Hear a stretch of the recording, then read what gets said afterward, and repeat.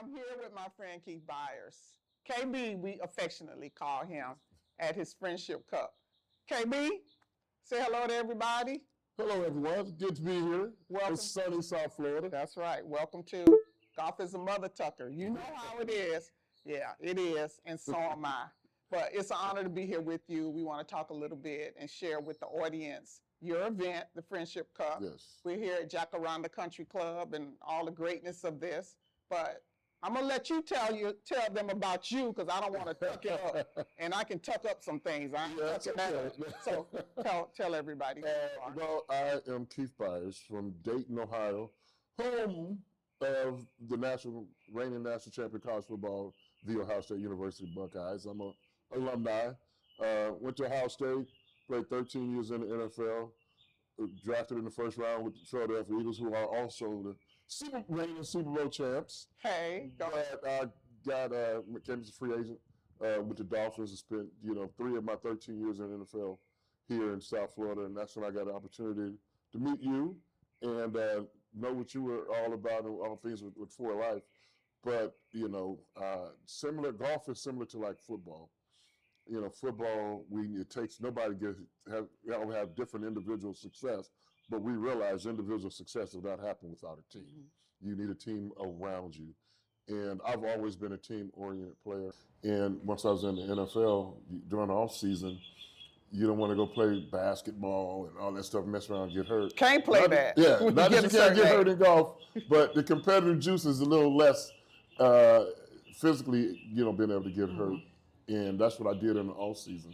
So that's what I've, become a huge advocate of golf and the competitiveness and all the things that it brings, all the positive things that it brings to your life and those around you through the game of golf.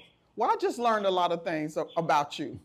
And all these years I've known you, how long have we known each other? Almost 20 years. No, longer.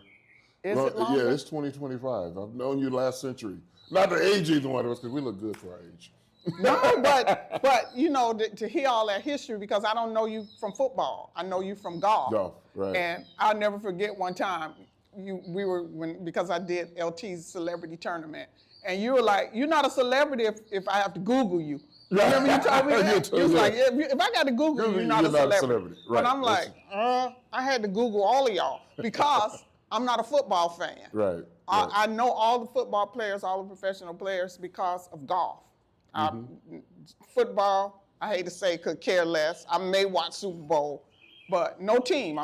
Because I'm not a football fan. So Sunday, you don't lose sleep on Sunday night whenever the Dolphins lose. Sunday, like that. That's my golf day. My interaction with you has been through golf, not football. Right. I didn't know you as a Buckeye and all the great things. And yeah, I did have to Google you, and I'm like, oh, this is kind of cool.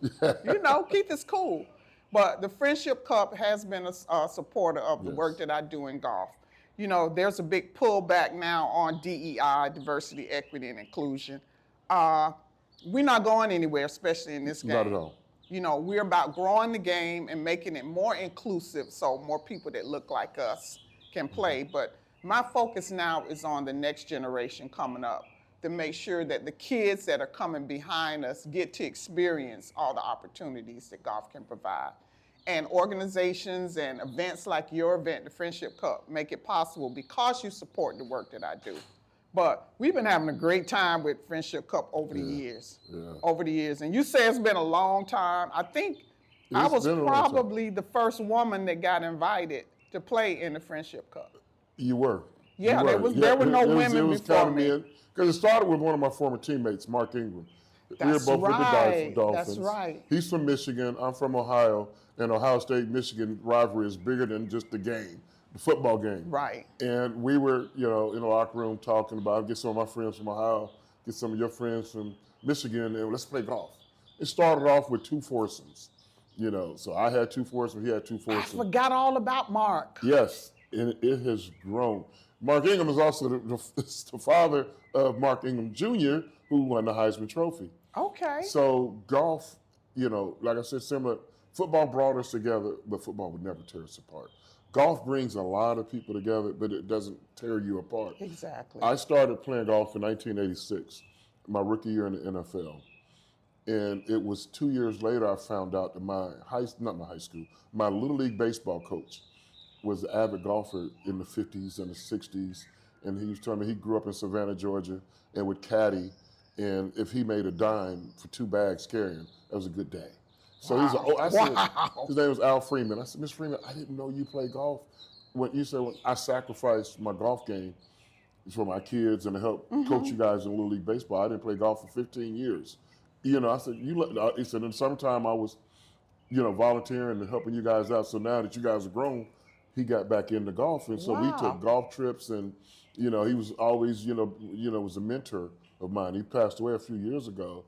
But I remember that, and the first time I saw him in the golf, I was introduced you to some golf. And I remember, one time I was trying to give Alvin Freeman a golf umbrella. We got caught in the rain one day. I had one of those big old, golf umbrellas. Right. And I was like, here, come on, stand up under the rain with me. I said, I'm going to get you an umbrella. He said, Keith, I don't need an umbrella. I said, why? He said, I may get caught in the rain, but I don't start in the rain. If it's raining, I'm not playing golf. Right. If it's sunny, I'm going to play golf. And I always remember, he was always, funny, but then he was telling me stories about the history of golf that I didn't know. I grew up football, basketball, baseball fan. I didn't know about the history of golf, and especially black golf. A lot of people said, now you're talking about generations. This generation of kids think black golf started with Tiger Woods. Right, exactly. And that's why it is so important for us to share stories, because we have some stories. We've been on a journey. I'm a professional golfer, you're a professional football player, but my journey in this game has been amazing. I've met some amazing people. For not golf, you and I wouldn't be sitting here having this conversation right now. So I want to share those stories so that people know that how much this game can bring to the quality of your life, because it changed my life. And now you play a lot of golf. Well, when you can, when you're not in Ohio. Yeah, I know. But that's when it's time to get on the airplane and fly. But you talk about DEI, and I don't know. I've traveled around the United States, the Caribbean, the world. But in the United States in black golf, I don't know if there's a city I can go to without asking somebody where the brothers play at, where black folks play. And you're 2 or 3 phone calls from that answer, like this city, this is where the majority of the black golfers will dig at. And so in the Friendship Cup, that's how it started. Like, how do you know one of the guys from Houston named Lonnie knows? How do y'all come in? Through golf. He knew somebody who knew somebody, boom. So you got guys from Maryland. So through golf, you think about all the relationships, that you meet. And then once I got into the NFL, it kind of merged the two. So you're going to meet a whole lot of people from a variety of life. And you get on the golf course, that reveals so much about who you're dealing with. What kind of character? Are you honest? Are you have integrity? So many of those character traits. Do you want to be in business with somebody like that? And you see somebody, fluffing their ball up, their ball's out of bounds. You say, he'll cheat in golf. What else will you cheat in? Exactly. So it reveals your true character. Right. And you spend 4 hours on a golf course with somebody, you kind of have an idea. You don't judge them off that 4-hour round of golf, but you got to do. I want to. Some people you judge right away. I don't need to see another 18 holes with this person. Right. What do I want to do business? But other people, not a good golfer, they're not a good. But you're a heck of a guy. Right. But I don't mind being out there with them, and so it brings a lot of relationship, and you cannot outgrow golf. Right. Yeah, when I was early in the game, I was early 30s playing with a guy that was 82 years old, and he beat me. And I was like, my goal is to be you one day. It will humble you. It will. I want to be you. I want to be 80 years old playing with some 30-year-olds and having fun and laughing. And said, because I was still new to the game. He was well experienced, but it was fun. And I now think back, I'm a generation removed from when I first started. And when I see a young golfer struggling, and we all struggle, but don't know if he want to play it, I said, I'm not a golf snob.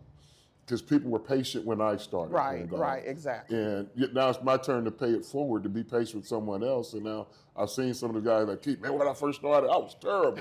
Now I'm able to talk grass. Right. I've gotten so much better. And so I'm even starting early. The guys in college at Ohio State, man, one of these days, you no longer play at Ohio State. We can get out and play some golf once you get in your other life. And Beanie Wells is one of the guys that's here. Oh, okay. Yeah, I met Beanie and his lovely wife here. Yes. There are so many people here from all over the country here at the Friendship Cup.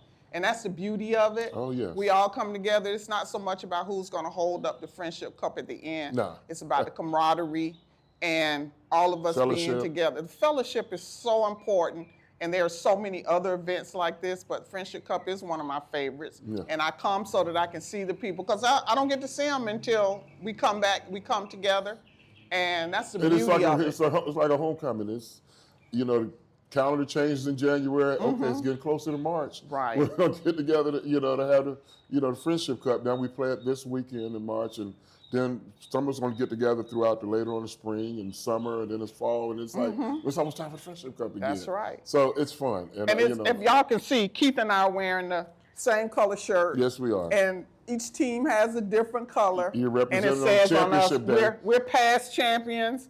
Yesterday wasn't good for Team Ohio, but today is a better day. Yeah, it's 2 days, so you have one bad day and we can recover. And then on our sleeve, we're past champions. We're past champions. I'm always happy to play for Team Ohio and to be a part of Keith's team. I know you got a whole lot to do, as do I, because we have to prepare for this final round. And we're going to make a comeback. We're going to win this. We're going to do, but I appreciate you coming out and sharing this time, and we're going to do some great things. Thank you for being a big-time supporter of For Life, Inc., because without the support, I would not be able to do the amazing things that I do in this program and bring all these kids to this sport and the opportunity. I'm Mother Tucker, man. I'm Mother Tucker, that's it. Mother Tucker. Give me a hug. Absolutely. Go on, love it. Thank you for everything. Love you. All right, love you more.